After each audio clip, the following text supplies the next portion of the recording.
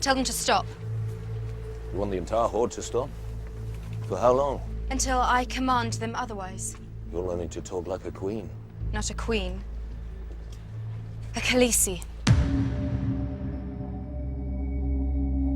I'm Emilia Clarke, and I'm playing Daenerys. She goes on such a journey. She's an incredibly strong, powerful woman who doesn't quite come into her own until much later on.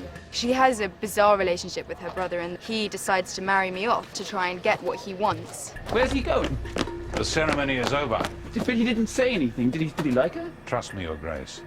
If he didn't like her, we'd know. So it comes to the wedding, and it's a baptism by fire for me being introduced to his culture. So there's death, and there's sex, there's blood and guts, and this whole other world that she's just been thrown into. There's so many twists and turns, and when you think you've got it figured, it changes its mind. It's just brilliant. It's a wonderful story.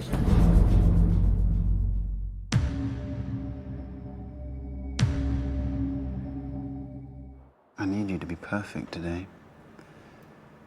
Can you do that for me? You don't want to wake the dragon, do you? No. Viserys Targaryen is the true king of Westeros, and he's been in exile his whole life, and he's trying to get back to where he feels he belongs. And he will do pretty much whatever that takes. Your Grace, Yes, my dear. they call you the last dragon. They do. Being the last dragon, he carries a huge burden, which he has all his life on his own.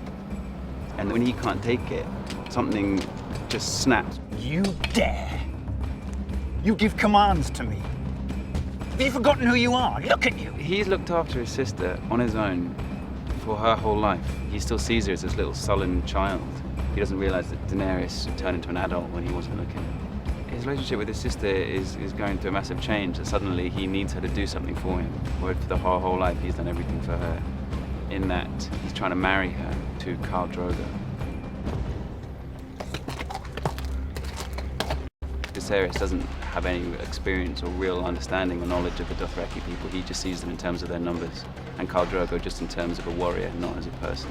Khal Drogo has promised you a crown when their omens favor war. I piss on Dothraki omens. The Dothraki are a fascinating, rich, powerful people with their own customs, and they don't care two hoops about his traditions and his family and his right to rule.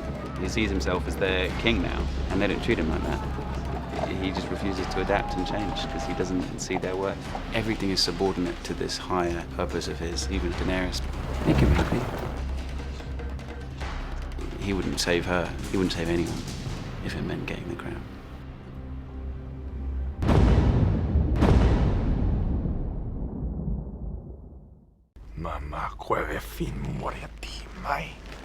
What's he saying? He says yes. Khal Drogo is a savage beast. He's a lion mixed with a silverback. He said he has 100,000 men in his horde. A Targaryen boy crosses with a Dothraki horde on his back. The scum will join him. The Dothraki, very free, tribal, beautiful, loving. Maybe not too loving, eh? His wife comes to him as a gift, and he slowly falls in love with her, you know? She just really shows me a world that I've never seen before. Little by little, you just see him warm up.